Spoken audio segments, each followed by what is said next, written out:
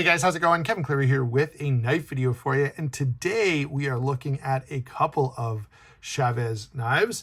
These are both 229s. However, one is obviously the titanium frame lock. One is the Blue Label stainless steel liner lock. Both are really, really cool knives. Both look really awesome. Both have that sort of overbuilt, heavy-duty aesthetic that Ramon Chavez is known for. Now, they have similar weaknesses, okay, in that both of these sort of look harder use and more heavy duty than they are. They're knives that you buy more for the look and the design. They're good. They're fine as a pocket knife, but I wouldn't, let's say, compare either one of these to like a Cold Steel 8010 or something like that. That's a truly hard use tank of a knife, or to like a CRK Inkosi or anything. Okay, but they do look fantastic. They have great ergonomics. The grind lines, the build quality is superb on both of these. But I did want to do a side-by-side comparison, just kind of run through the various features and functions. As you can see already, they are going to have essentially the same footprint. And in terms of overall size, they're going to be essentially the same. Okay, so blade length is about the same at 3 3/4 inches. Overall length at 8 1/4 is the same. Handle length, as you can see here, is going to be, 4 1/2 inches or so. Grip area, like all of those sort of physical features are going to be about the same. Now, this happens to be the G10 version, so the weight on these is going to be different, but it's also going to be different than the full titanium. So let me throw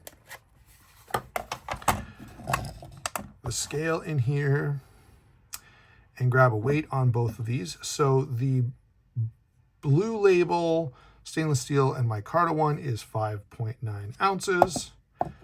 The, I guess, Red Label, the standard 229, 5.3 ounces. Now, with the full titanium, I suspect these would be closer in weight. And I think there's got to be another comparison out there somewhere. So I think Edged Mindset Carter has done a comparison with these and found that they're very, very similar in weight. So what we're going to talk about is sort of the other stuff, okay? First of all, we don't see the compound grinds. We have different steel. So this is M390 steel, heat treated by Riot, who does a really, really good job. Both of these are built by Riot, by the way. This is LMAX steel. Again, heat treated by Riot, and by all accounts, heat treated exceptionally well. Okay, now there's a couple of important differences that I think we want to notice in terms of the way these feel and the way they cut. So M390 and LMAX, yes, they're going to have slightly different performance. Both are very good. Properly heat treated M390, yeah, is going to be a little better than properly heat treated LMAX. But I mean, these are so close that in daily use, without like special testing devices, you're not going to know the difference between these two. Now, one difference you will see between the two is the edge geometry. This is a full flat grind rather than a compound grind. This, of course, has hollow here and then a flat grind out at the tip. That's something that I do want to talk about a little. Just let me grab a piece of foam here so that we can do some side-by-side cutting. Okay, so if I use the hollow ground portion of this blade, it does bite pretty easily. If I use the flat ground version, it still bites pretty nicely. You can see there's a very slight difference in how much it compresses that foam. Okay, the full flat grind is still very good. Like, I wouldn't complain about either one of these in terms of edge geometry. Both are pretty thin behind the edge. And this one, now I do want to notice the blade stock thickness is considerably different. All right. With the Blue Label coming in quite a bit thinner than the original M390 version of this. The other thing you're gonna have to make a choice about is in terms of aesthetics. I don't know, guys. Both of these look pretty good. Now, this one has stonewash on the flats and satin on the bevels. This one is multi-directional satin with that compound grind. So there's a little more detail here, which you'd probably expect for that price point. Okay, the next thing I want to talk about is action. Now, both of these are riding on, or they come on bearings. I've switched the bearings out for phosphor bronze washers in this one. I haven't done it on this one because it's not my knife. The detent is really, really dialed in here. Now, this is one of those knives you really have to keep your fingers off the lock bar or it's going to get very uncomfortable very quickly. But if you remember to do that, which if you own this knife, you pretty quickly figure it out. This is very snappy, very drop shut, as you can see. Absolutely fantastic action. And guess what? This one also has fantastic action. Now, it's not going to be quite as drop shut because of the fact that I've got phosphor bronze washers in here. But even with the bearing pivot, it was very good. But I don't know. I find this a little more satisfying, a little bit smoother, and a little bit more in keeping with the aesthetics of the knife. If I owned this, I might consider doing the same thing. The action, though, is going to be fairly similar. The thumb stud is very similar. So overall, so far, what we've noticed is a slight difference in blade, very similar cutting geometry, but blade thickness is going to be bigger on the standard version. The next thing, of course, in terms of action, we've already talked about deployment, but now we have a liner lock versus a frame lock. Nothing necessarily wrong with liner locks. I would have liked to see them do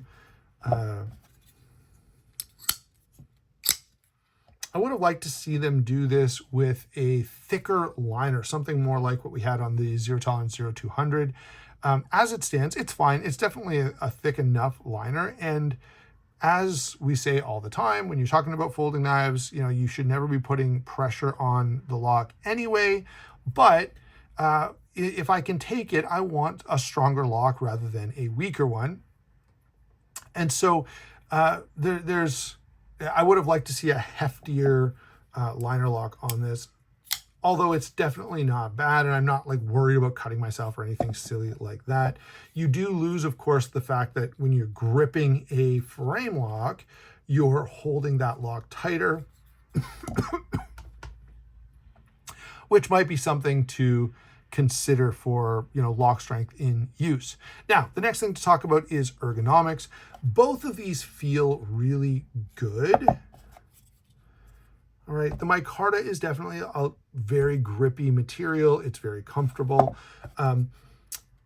The titanium frame lock is a little less comfortable than the micarta, but so close. Now, the other thing that kind of trades off is that the thicker blade stock means that I'm pushing on a larger surface area with my thumb. Now, the jimping here is kind of, you know, big and not super functional.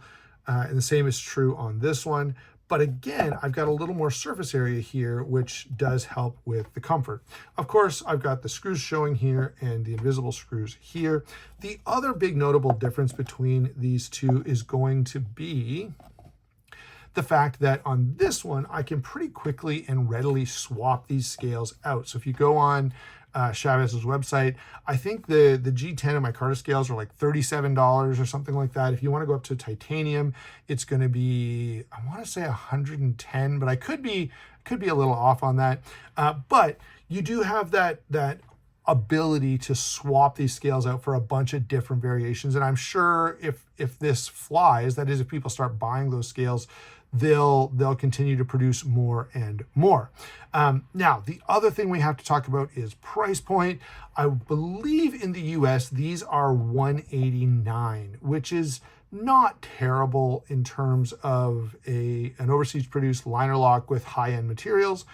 These are $425, I want to say. which is perfectly fine. You know, there are some Riot knives of similar quality, similar materials that are a little bit cheaper than that, but also you're paying something for the Chavez design as well. And that's true in both of these cases. All right. Then that adds a different dimension to the value discussion. People who are buying these, they didn't go out and say, you know, I want to buy, you know, a knife with these materials that does a good job of cutting stuff, right? What they said was, you know, I love Ramon Chavez. I really like his custom work. I really like the look of this knife, and I want that in the nicest package that I can get it in. And so, you know, for those people, a lot of those people are going to go toward this one or even the full titanium one. Those who go, yeah, I like that, but I don't want to drop $400, they probably will be willing to drop $200, or at least more likely to drop $200. Okay, so how do these two stack up? Yeah, this is, you know, a little higher end. It scratches some of those high materials and feel itch to a greater degree than this one. All right. Both of them are, in terms of, you know, if we just want to pretend that we don't care that much about value and we're just looking at, you know, these two similar knives, are they good functional cutting tools or not? And I think yes, both of these are very good. Both of these are enjoyable to carry. Both of them have good action. Both of them have great steel. Both of them have good cutting performance. Both of them have good ergonomics. The question you're going to have to ask yourself is, you know, do I really just need that extra level of materials and some of those extra details, or, you know, perhaps something like this is better. Or better yet, if you're a huge fan of these particular knives, get every single one. There's a whole bunch of them out there. You know, there are a number of variations on the 229. There are a number of variations of the 229 in its initial configuration. I will say, I think all of them now come with the option to swap the clip out. There are a number of variations of the budget configuration. And yeah, if you're just a huge collector and need to have every one, that of course is the other obvious option. Just buy them all. All right. Thanks a lot for watching. Don't forget to like and subscribe. I hope that gives you a bit of a data point to know whether or not this is something that you're interested in, or whether, you know, you got to keep saving those pennies to go up to something like this. All right. We'll talk to you. Thanks a lot for watching. Don't forget to like and subscribe. We'll talk to you soon.